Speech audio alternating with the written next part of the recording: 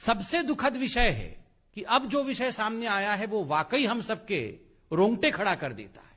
मंत्री हैं वो वहां के गृह मंत्री हैं और इस सेक्स रैकेट में कई मासूम महिलाओं का, मासूम लड़कियों का जो स्कूल में छात्रा के रूप में मौजूद थी और कुछ अध्यापिकाओं का वो इस्तेमाल करते थे। इस प्रकार से दोहन और शोषण महिलाओं का होता था इस स्कूल और इस कॉलेज के कंपाउंड में।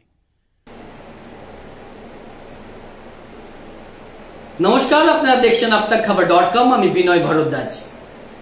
আজ অদ্ভুত প্রশ্ন তুলেছেন সম্বিত পাত্রা। হ্যাঁ, বিজেপির সর্বভারতীয় স্পোকসপারসন সম্বিত পাত্রা। স্কুলের ছাত্রাবাসেই চলত সেক্স র্যাকেট, আর স্বয়ং অ্যাডমিনিস্ট্রেটর ছিলেন এই সেক্স র্যাকেটের পান্ডা। ছাত্রী ও শিক্ষিকাদের এখানে দৈহিক শোষণ হতো। স্বয়ং স্বরাষ্ট্রমন্ত্রী এখানে রাত কাটিয়ে তরতাজা যুবক হয়ে উঠতেন। এই অভিযোগ করেছেন বিজেপির সর্বভারতীয় স্পোকসপারসন সম্বিত পাত্রা। আসুন শুনে নেই তিনি কি অভিযোগ করেছেন।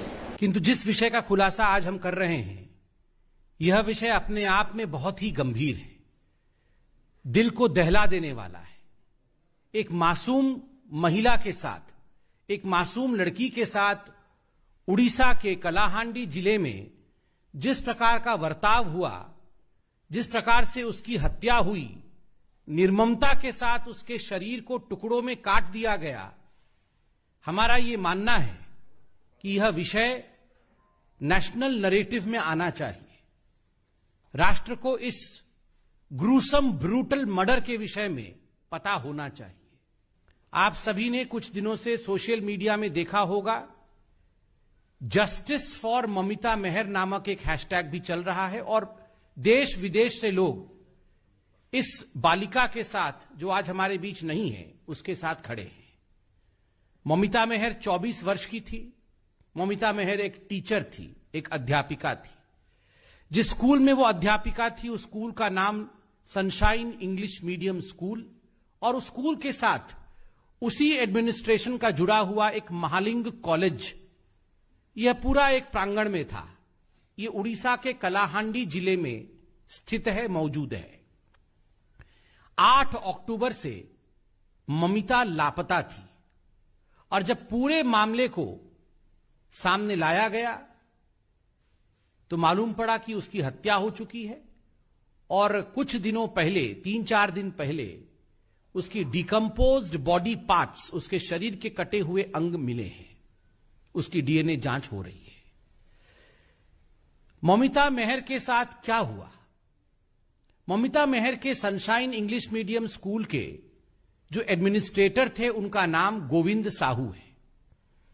पूरा विषय सामने जब आया तो मालूम पड़ा कि गोविंद साहू इस स्कूल और इस कॉलेज के जो लेडीज हॉस्टल था, जिसकी वार्डन ममता मेहर थी, कहीं ना कहीं उसमें एक सेक्स रैकेट चलाते थे।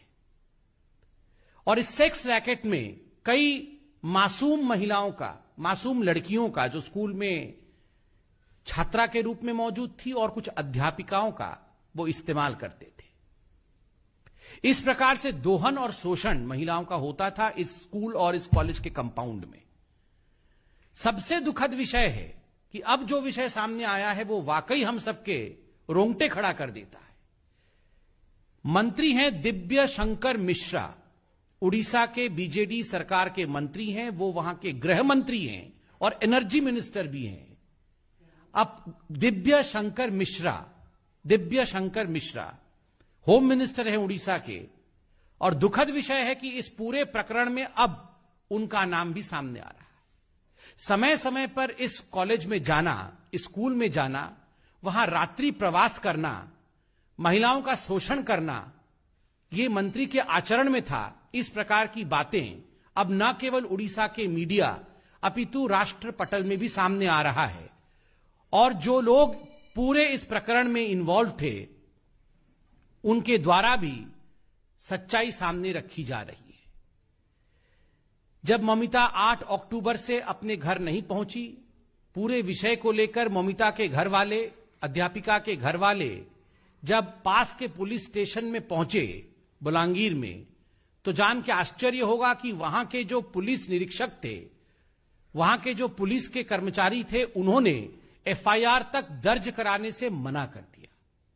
कहीं ना कहीं पुलिस जानती थी इसमें मंत्री जी के हाथ का विषय है, मंत्री जी के साख का विषय है, इसलिए let's not file an FIR because otherwise the governments name will be dragged and the concerned minister's name would be dragged. Even the police was in no. And that's why the police refused to file an FIR initially.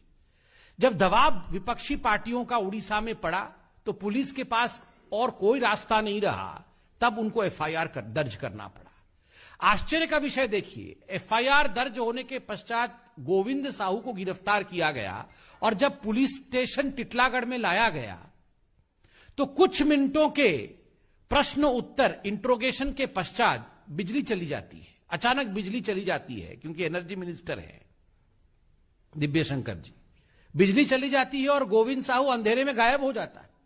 Police station के अंदर से, जहां चारों तरफ police तैनात है और 6-7 feet का बाउंड्री वॉल है, उसको कूद के जाना भी आसान नहीं है। बिजली आने तक गोविंद साहू फरार। This is not possible without the complicity of the BJD government. अगर बीजेडी की सरकार और दिव्य शंकर मिश्रा जो कि होम मिनिस्टर है, एनर्जी मिनिस्टर है, ये बिजली का जाना और कल्प्रिट का गायब हो जाना, यह सब संभव नहीं होता यदि मंत्री इसमें खुद जुड़े नहीं होते। बाद में जब पूरा विषय आगे बढ़ा तो गोविंद साहू ने सरेंडर किया है और उसने माना कि अपनी चलती हुई कार में उसने हत्या की थी ममिता मेहर की, और हत्या करने के पश्चात कई घंटों तक बॉडी गाड़ी में ही रही। बाद में बॉडी के टुकड़े टुकड़े करके उसे जला करके उसे कॉलेज के प्रेमाइसेस में ही दफना दिया गया था। अब बॉडी मिल गई। बंधुगण, यह काम एक व्यक्ति का नहीं हो सकता है। बॉडी को काटना, बॉडी को डिस्पोज करना, फिर उसको जलाना, फिर उसके रिमेन्स को दफनाना, यह एक गिरोह का काम हो सकता है, कई लोगों का भी काम हो सकता है।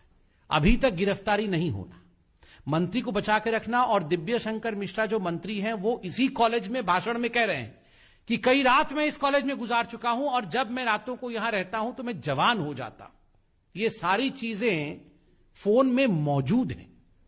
दुखद है जब इस प्रकार की, मुझे शब्दों का प्रयोग करने में भी बहुत तकलीफ हो रही है, इस प्रकार की शेमलेस बातें, शर्मनाक बातें फोन में मौजूद हैं, टीवी पर दिखाया जा रहा है, उसके बावजूद ये मंत्री बने हुए हैं। अगर this is the condition of the home minister of Odisha, what would be the condition of Odisha's government?